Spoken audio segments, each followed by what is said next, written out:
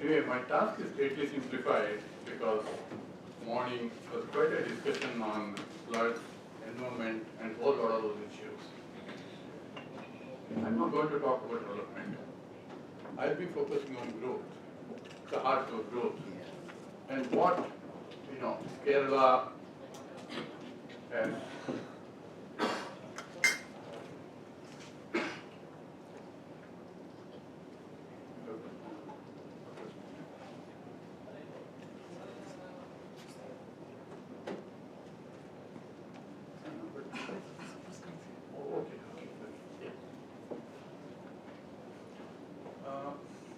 See, while there are no exact numbers of the intensity of the floods or the damage caused by the 1924 floods, a reasonable guess is that it was more intense, submerging almost the entire coastline. Compared to it, the floods of 2018 are about 30% less intense and spread over more number of days, but the damage caused is supposed to be greater. Why? The answer probably is our growth trajectory and use of land resources without any concern for the environment. I think that's what I'm going to do. Now, what's the issue? Now, if you look at the long stretch, say from 1950 to the current sort of situation, there are two phases of Kerala's growth. The long period till the early 70s. So, a land expansionary phase of growth. I'll go into details of it. The period beyond saw an intensive use of natural resources. Again, I'll explain why or how it's come about. Now, both phases raise serious issues of environmental sustainability. Now, Kerala is paying the price for the unregulated exploitation of natural resources without a concern for the environment.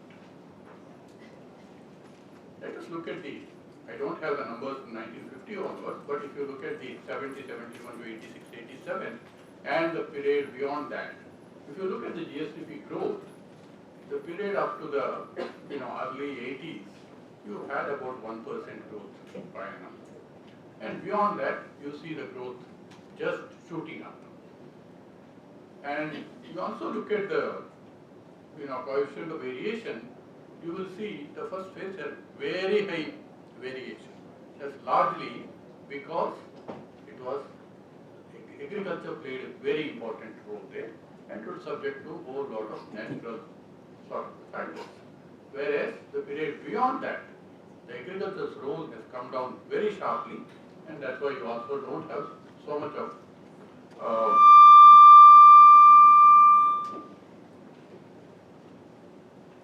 now, more important, look at the share of the different sectors.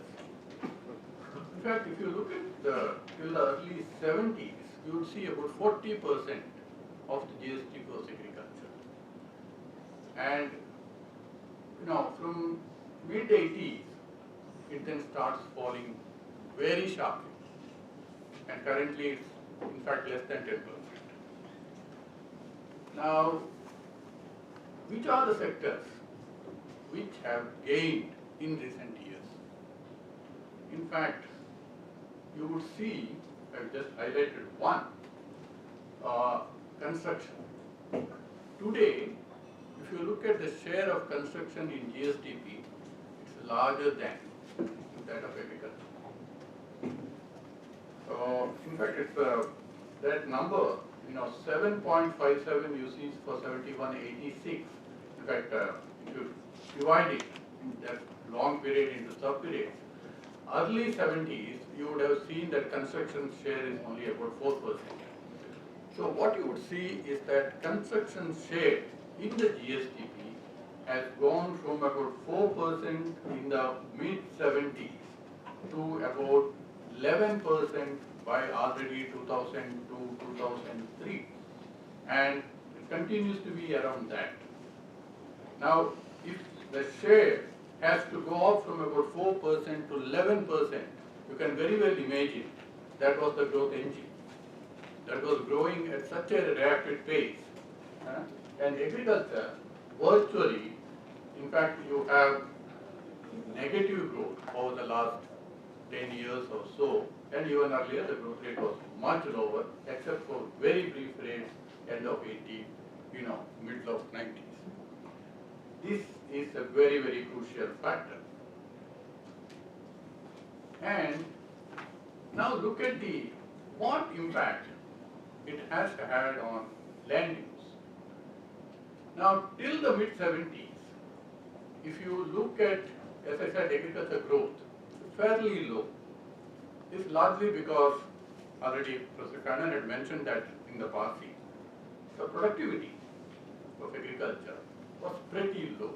Productivity contributed very little for growth.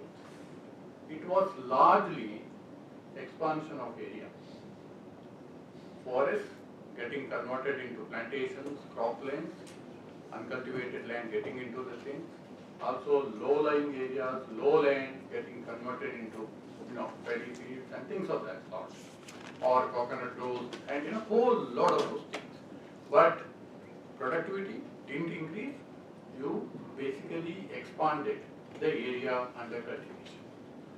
Now, in fact, do it from the aggregate, do the disaggregate. You take a district like Idukki, what you would see is that Idukki, in fact, accounts for about 13% of the state's, the area, geographical area of the state. Over a century ago, 93% of the geographical area of the district was under forest. By 1975, it was only 52% under forest. The rest of it all converted into, other plantations, croplands, and a whole lot of those things. But the interesting thing is, after 75, what happens? Because that conversion doesn't happen. It does come to a stop, but something else happens. I'm not going to get into the details if there are questions as well. Because I had some 1 or 2 tables, but I cut that out because specific instruction, not too many tables, not too many numbers. So, yeah.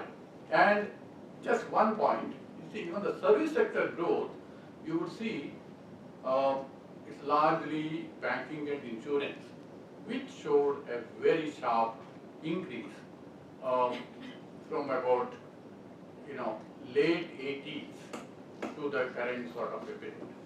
Otherwise, the share of most of the others have either remained stagnant or has fallen.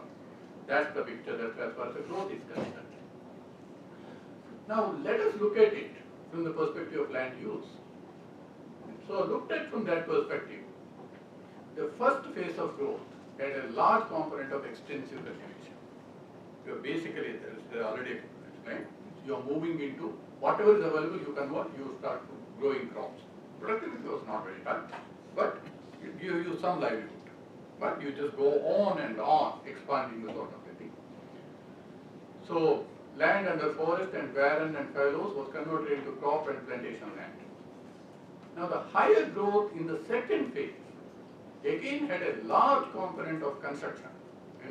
Construction, which means very intensive use of land, intensive use of natural resources. Rivers and hills were excavated without bounds. In fact, that is what it meant.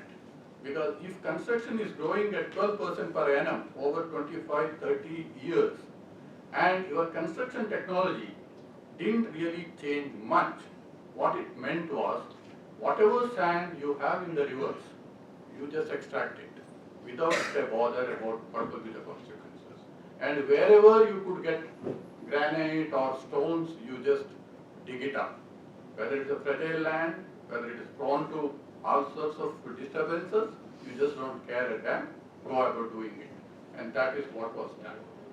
And in fact, at some point, I think in the 80s also, when the better technology, there was some thought about the tax policy. If you go for,